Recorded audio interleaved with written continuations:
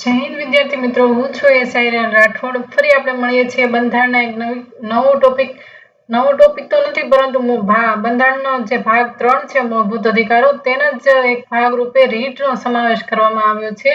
જ્યારે મૂળભૂત અધિકારોનું હનન થાય છે તેની બદલ આપણે સર્વોચ્ચ અદાલત અથવા ઉચ્ચ ન્યાયાલયમાં તેના ભંગ બદલ આપણે જઈ શકીએ છીએ. પરંતુ મૂળભૂત અધિકારી સાથે જો હું આ ટોપિક લેતો તે ટોપિક ખૂબ લેન્ધી થઈ જાય, એટલા માટે એકદમ શોર્ટ વિડીયોમાં અને સરળ રીતે સમજાય જાય તે રીતે મેં રીટનો નાનો એવો વિડીયો બનાવેલો છે. તો ચાલો આપણે શરૂ કરીએ. ભારતીય બંધારણનો રીટ.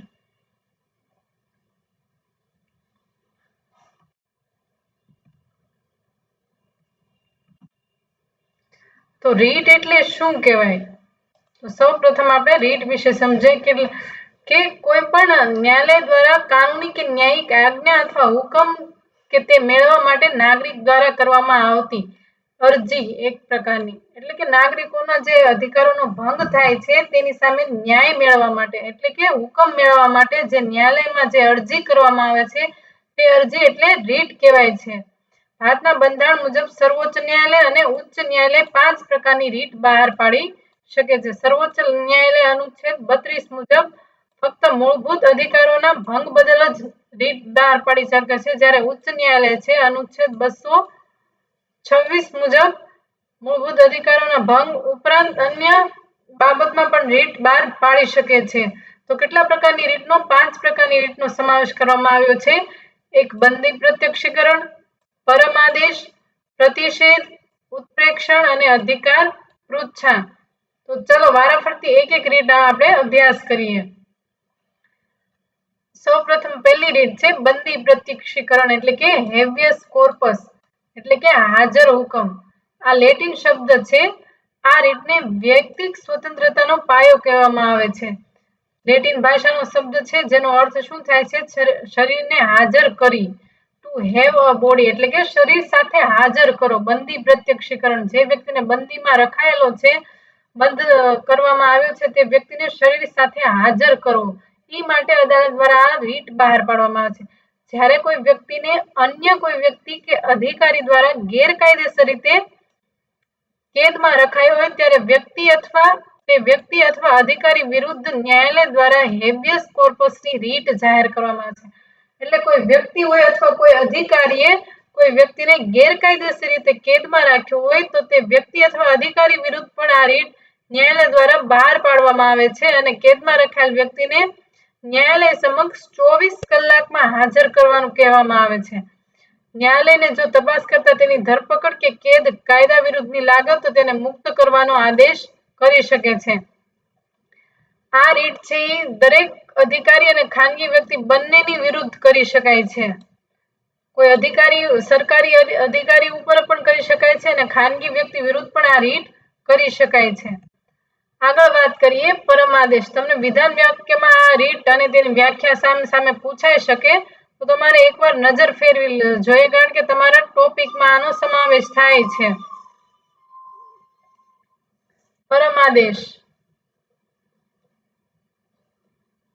પરમાદેશ એટલે કે મેન્ડેમસ, અધિકારી હુકમ. તેનો અર્થ થાય છે અમે આદેશ આપીએ છીએ. જ્યારે સાર્વજનિક નિગમ, પદાધિકારી કે અન્ય ન્યાયાલય પોતાની કાયદાકીય અને બંધારણીય જવાબદારીનું પાલન કરતા નથી ત્યારે સર્વોચ્ચ કે ઉચ્ચ ન્યાયાલય તેની વિરુદ્ધ જ્યારે કોઈ નિગમમાં કોઈ કામ કરતા પદાધિકારી અથવા ન્યાયાલય પોતાની કાયદા અને બંધારણીય જવાબદારીનું પાલન કરતું નથી ત્યારે સર્વોચ્ચ ન્યાયાલય તેની વિરુદ્ધ પરમ આદેશની રીટ બહાર પાડે છે. આ રીટ રાષ્ટ્રપતિ અને રાજ્યપાલ વિરુદ્ધ આપી શકાતી નથી. ખાસ યાદ રાખવા જેવા આ જે અપવાદરૂપ પોઈન્ટ છે એ તમારે યાદ રાખવાના છે. રાષ્ટ્રપતિ અને રાજ્યપાલ વિરુદ્ધ કઈ રીટ બહાર પાડી શકાય નહીં? તો કે પરમ આદેશ. ત્રીજી રીટ વિશે વાત કરીએ. પ્રતિષેધ એટલે પ્રોહિબિશન, પ્રતિબંધનો હુકમ.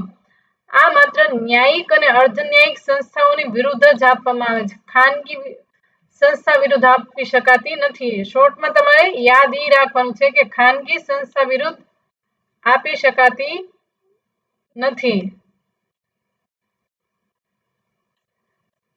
જે ન્યાયિક અને અર્ધ ન્યાયિક સંસ્થાઓની વિરુદ્ધ જ આપવામાં આવે છે. તેનો અર્થ શું થાય? પ્રતિષેધ એટલે પ્રતિબંધ રાખવો, અટકાવવું. જ્યારે તાબા હેઠળની નીચલી અદાલતો પોતાના ન્યાયિક ક્ષેત્રની બહાર જે કેસની સુનાવણી કરે છે ત્યારે તેને અટકાવવા માટે સર્વોચ્ચ અથવા ઉચ્ચ ન્યાયાલય તાબા હેઠળની અદાલતો વિરુદ્ધ જ્યારે ઉચ્ચ ન્યાયાલય કે સર્વોચ્ચ ન્યાયાલય નીચેની જે અદાલતો હોય છે તે પોતાનું જે ન્યાયિક ક્ષેત્ર હોય છે એની બહાર એટલે કે ઉપરવટ જઈને જ્યારે કોઈ કેસની સુનાવણી કરતી હોય છે ત્યારે આ રીત બહાર પાડવામાં આવે છે. આ રીત ક્યારે બહાર પ્રતિષેધ અને ઉત્પ્રેક્ષણ જે રીત છે એમાં મુખ્ય એક જ તફાવત છે. તેનો મિનિંગ સરખો જ થાય છે, પણ આ જે રીત છે પ્રોહિબિશન એટલે પ્રતિષેધ તે ત્યારે જ બહાર પડાય છે જ્યારે ન્યાયિક પ્રક્રિયા ચાલુ હોય. જ્યારે ઉત્પ્રેક્ષણ ત્યારે બહાર પડાય છે કે ન્યાયિક પ્રક્રિયા પૂરી થઈ ગઈ હોય ત્યારે ઉત્પ્રેક્ષણ બહાર પડાય છે. એટલે તમારે આ જે બે મહત્વના અપવાદરૂપ પોઈન્ટ છે તે તમારે યાદ રાખવાના છે કે બંને રીતમાં ભેદ શું છે, તફાવત શું છે. બંનેનો મિનિંગ એક જ છે કે જ્યારે નીચલી અદાલતો પોતાના ન્યાય ક્ષેત્રની ઉપરવટ જઈ કાર્ય કરે છે અથવા કેસની સુનાવણી કરે ત્યારે ઉચ્ચ ન્યાયાલય કે સર્વોચ્ચ ન્યાયાલય દ્વારા આ રીત બહાર પાડવામાં આવે છે. પરંતુ પ્રતિષેધની રીત ક્યારે બહાર પડાય છે? જ્યારે ન્યાયિક પ્રક્રિયા ચાલુ હોય ત્યારે. આગળ વાત કરીએ ઉત્પ્રેક્ષણ. આ રીત પણ અર્ધન્યાયિક ઉપરાંત વહીવટી સંસ્થાઓની વિરુદ્ધ આપવામાં આવે છે. જાહેર કરવું કે સૂચના આપવી. પ્રતિષેધનો મતલબ શું હતો? અટકાવવું. અને આ રીતનો મતલબ શું થાય છે? જાહેર કરવું કે સૂચના આપવી.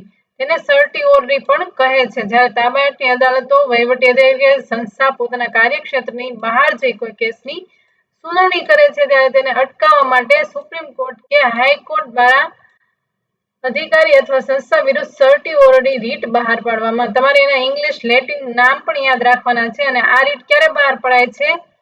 જ્યારે નિર્ણય અપાઈ ચૂક્યો હોય એટલે કેસની કાર્યવાહી પૂરી થઈ ગઈ હોય ત્યારે ઉત્પ્રેક્ષણની રીત આપવામાં આવે છે. છેલ્લી રીત છે અધિકાર પૃચ્છા એટલે કે કો વોરંટો અધિકાર ભંગ હુકમ. જ્યારે કોઈ વ્યક્તિ દ્વારા ગેરકાયદેસર રીતે કોઈ સાર્વજનિક પદ ગ્રહણ કરવામાં આવે છે ત્યારે આ રીત સુપ્રીમ કોર્ટ કે હાઈકોર્ટ દ્વારા બહાર પાડવામાં આવે છે.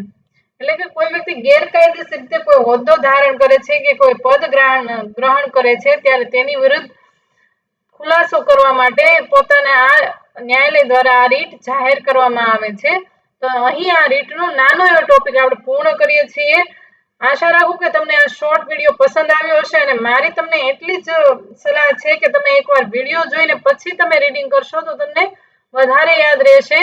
વારંવાર રિવિઝન તમારે કરવું હોય તો વિડીયોને 2 ની સ્પીડમાં કરીને તમે રિવિઝન પણ કરી શકો છો, જેથી કરીને તમારા ટોપિક વાઇઝ વિડીયો જોઈને એ પ્રમાણે ટોપિક વાઇઝ તમે રીડિંગ કરશો તો તમારો સિલેબસ કવર થતું જશે. તમને ખ્યાલ આવશે કે મારે હવે આ ટોપિક કરવાનો બાકી છે, આ ટોપિક થઈ ગયો છે.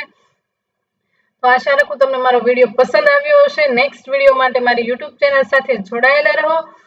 अब की बार खाकी सरकार हार नहीं मानेंगे, खाकी लेकर ही रहेंगे. जय हिंद, जय भारत.